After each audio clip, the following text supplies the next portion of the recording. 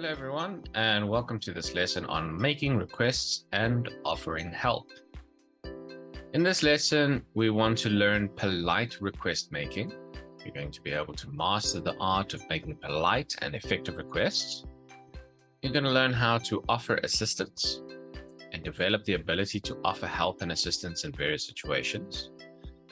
Enhance your communication skills, improve your overall communication skills in English, and then apply what you learn in practical scenarios. Now, why does effective communication matter? Well, first of all, it helps with building relationships. Clear and respectful communication is the foundation of strong, positive relationships, both in personal and professional life. Effective communication allows us to address and resolve issues more efficiently. Misunderstandings can lead to confusion and even conflicts, and effective communication helps prevent and resolve these issues. Whether you're in your career or your daily life, communication is often the key to achieving your objectives. And finally, confidence. Developing strong communication skills boosts your self-confidence and allows you to express yourself more effectively. Now, consider situations where communication played a pivotal role or a very important role, such as resolving a misunderstanding with a colleague, with someone who you work with, making a successful sales pitch, or simply maintaining strong friendships. What I want you to do is share an example of a situation where effective communication made a significant difference in your life or someone you know's life. You can also talk about this with your friends or family. To effectively make requests, it's important to have the right vocabulary at your disposal. In this module, we'll begin by introducing essential phrases and expressions for making requests politely. So let's look at some vocabulary here. Could you? This is a polite way to start a request. Could you please? Can you?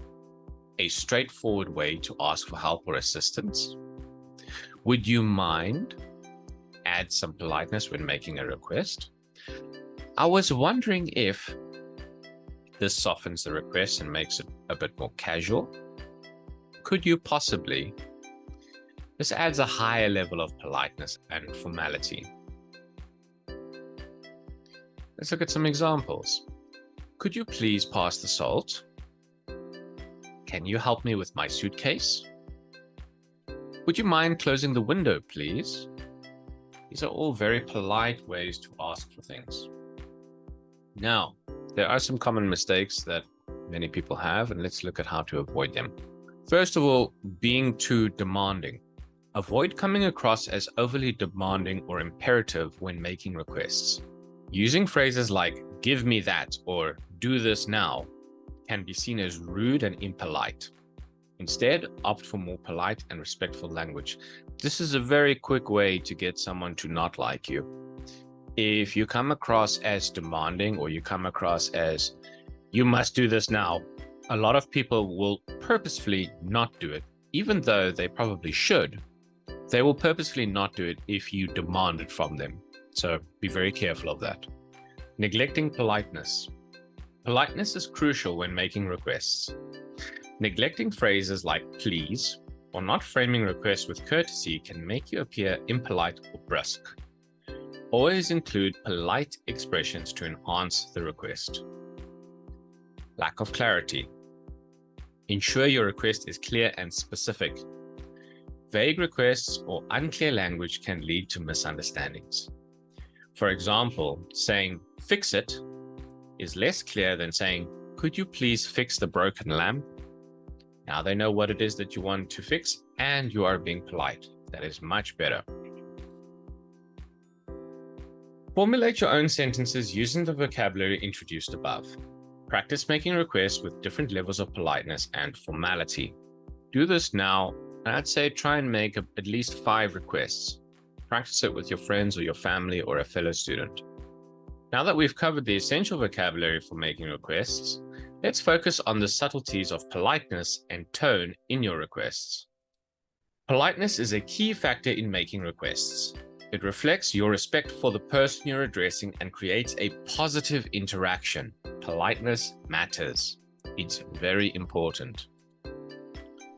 Use the word please. Always include please when making a request. For example, could you pass me the menu, please?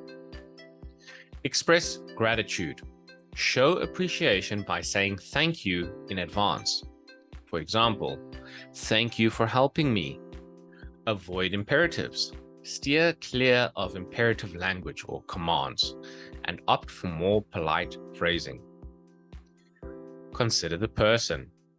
Tailor the level of politeness to the person you're addressing. In formal situations, use more formal language. In casual situations, use more casual language. The way you say something is just as important as what you say. A polite request can come across as demanding if the tone is too harsh. Try to speak with a softer tone when making a polite request. Now, in pairs or groups, practice making requests using polite language and appropriate tone. Pay attention to your tone of voice during the exercise. In addition to making requests, asking for help is a fundamental part of effective communication. Whether you need assistance or guidance, it's essential to know how to ask for help politely and clearly. You might need help with tasks, information, directions, or understanding something. Knowing when and how to ask for help is a valuable skill. Can you help me? Can you help me with? I could use some assistance. Would you mind? I'm having trouble with. Could you please explain? Can you help me with this heavy box? I'm having trouble with the new software. Could you please explain how it works? Would you mind giving me a hand with the project? Now, practice asking for help with a partner or in a group. Use the phrases introduced and take turns being the one asking for help. Now we're going to look at vocabulary for offering help. So we're going to shift our focus to offering help and assistance to others. Just as with making requests, having the right vocabulary is crucial for offering help effectively and politely. Can I help you with that? This is a straightforward way to offer assistance. Do you need any help? It's a general question to check if someone requires assistance in anything. Is there anything I can do for you? It's an open-ended offer to help in any way. Let me know if you need anything. This is an expression of willingness to assist the person. I'm here to help. It's a reassuring statement of availability for help. Can I help you carry those bags? Is there anything I can do for you to make your day better?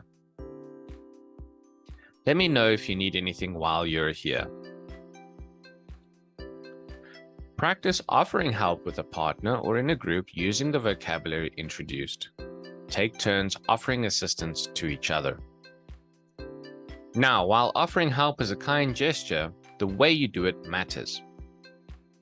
Politeness and empathy play a significant role in making your offers of assistance genuinely comforting and appreciated. Politeness reflects your respect and good intentions when offering help.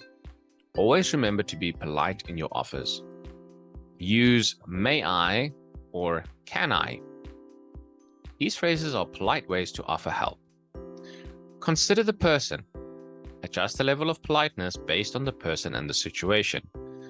How you ask your friend and how you ask your manager at work are going to be two different things. Offer help genuinely and not as a mere formality. Be sincere when you offer help. And express empathy. Show understanding and empathy for the person's situation. Empathy involves understanding and sharing the feelings of another. In offering help, it means showing that you care and want to make things easier for the person in need. In pairs or groups, practice offering help using polite language and empathetic expressions. Focus on showing that you genuinely care and want to assist. So empathetic expressions would be like smile. Give a genuine smile when you're offering to help to show that you really are there to help them and you're not just doing it because you have to. Making requests in professional settings requires a nuanced approach. Whether it's in your workplace or during business communication, knowing how to make professional requests is vital. Formal language. Use formal and respectful language when making requests in a professional environment, like when you're at work or when you're in a business meeting. Clarity. Ensure that your requests are clear and specific. Politeness is a must. Always include please and thank you in your requests. And tailor your language and tone to the position and authority of the person you're addressing. Consider who it is that you are speaking to.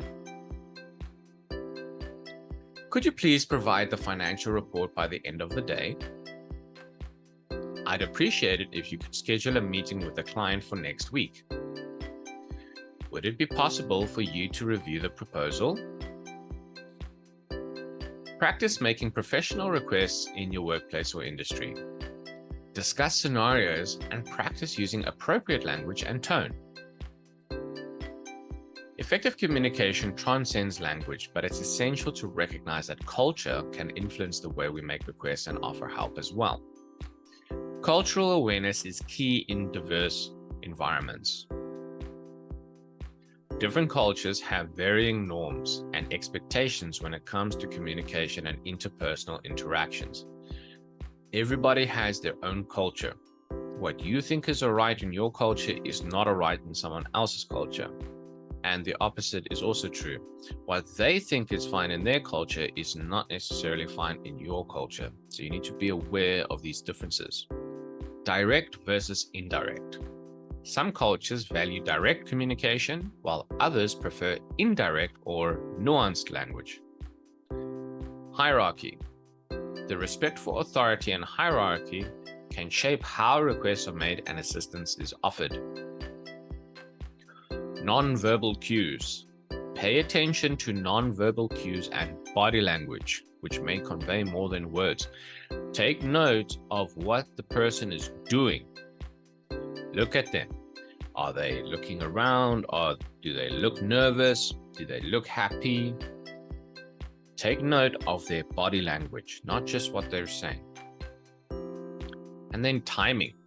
The timing of making requests and offering help can vary across cultures. In diverse environments, it's essential to adapt your communication style while remaining respectful of cultural differences. So I want you to reflect on a situation where cultural differences influence communication and discuss it with your peers or your family or your friends and share how you handled it. So I want you to think of a time where cultural differences had an impact on a conversation or on any form of communication and how you handled that. Okay, now we're at the end of this lesson. Over the next week, I want you to actively practice your request making and help offering skills. Put them to work in real life situations, whether it's assisting a colleague, someone who you work with, supporting a friend, or making a polite request in your community. We've covered essential vocabulary, politeness, and tone, making requests in a professional setting, and the impact of culture on communication. We appreciate your dedication and participation in this course.